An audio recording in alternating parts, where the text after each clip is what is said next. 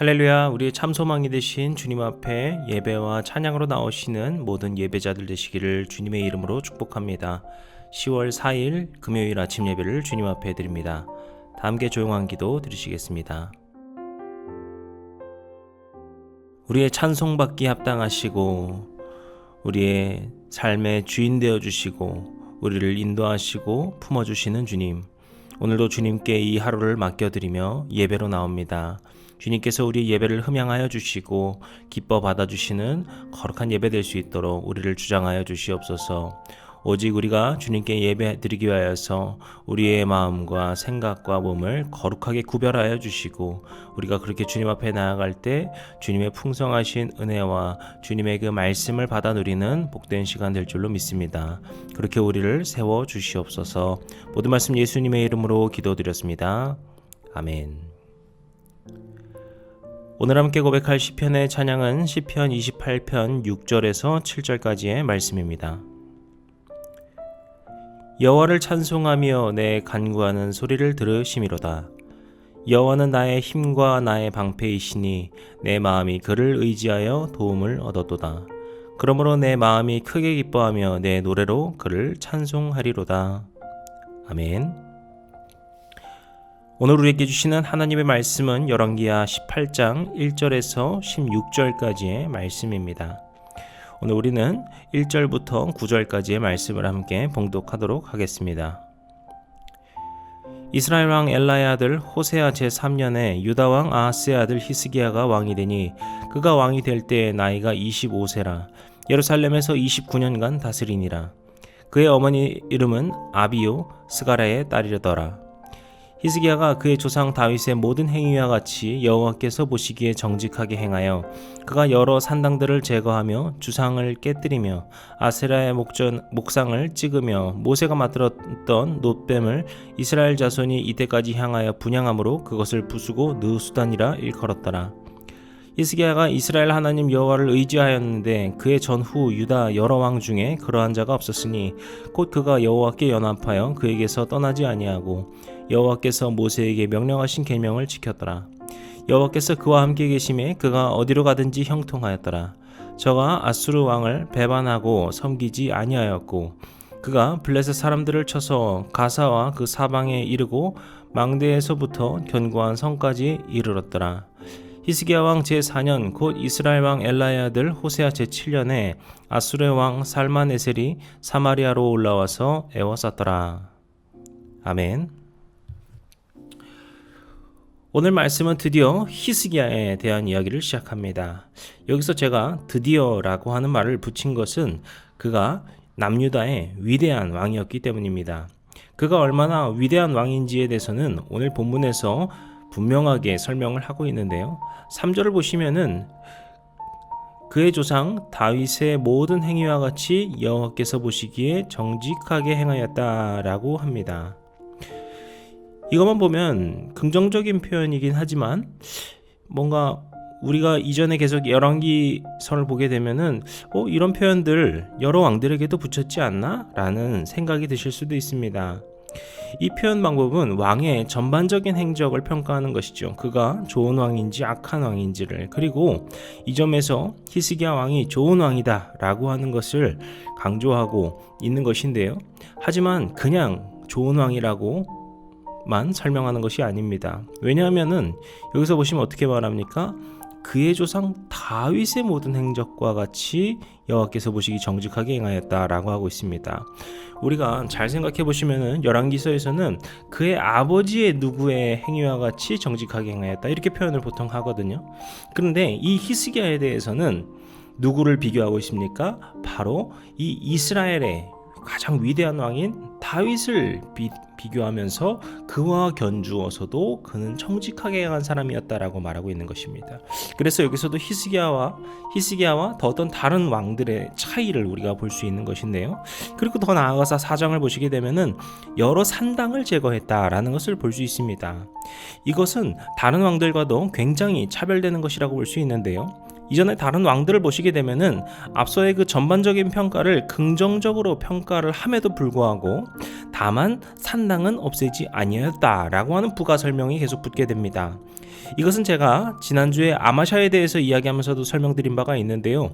간단히 말해서 이 산당이라고 하는 것이 이미 유다의 어떤 문화로 자리 잡아서 정치적으로든 문화 사회적으로도 이것을 함부로 없애기가 쉽지 않은 그런 분위기가 있었습니다.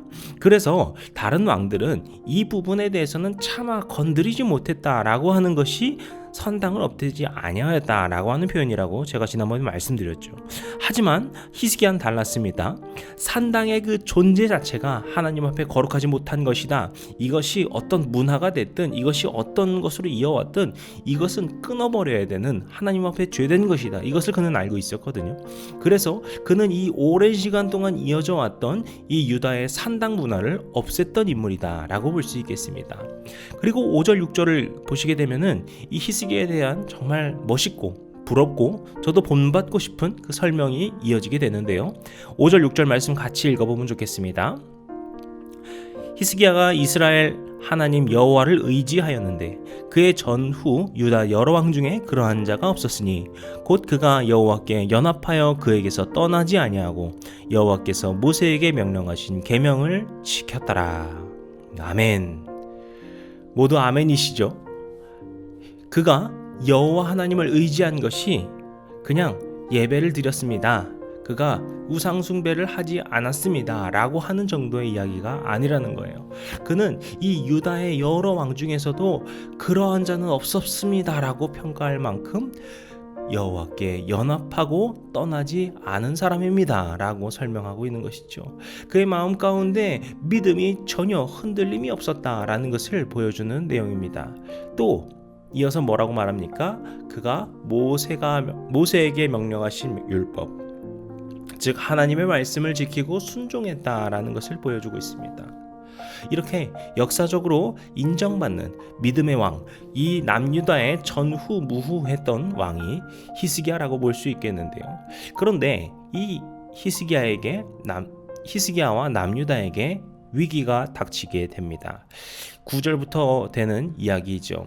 아수르가 이스라엘과 유다를 쳐들어오게 된 것입니다.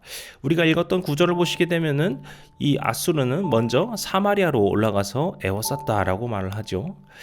그리하여서 이스라엘은 먼저 아수르에게 함락되어 멸망되고 맙니다. 그리고 이후 이제 히스기야에 있는 남유다까지 찾아오게 되는데요. 이 상황이 참 아이러니한 상황으로 보이기도 합니다. 앞서 우리는 히스기야가 얼마나 위대한 왕인지, 얼마나 선한 왕인지를 보았어요. 그가 하나님 앞에 어떻게 온전히 행했고, 어떻게 율법을 지켰고, 그가 선당을 어떻게 제거했고, 그가 얼마나 하나님 앞에 선한 사람이었는지를 우리는 보았단 말이죠.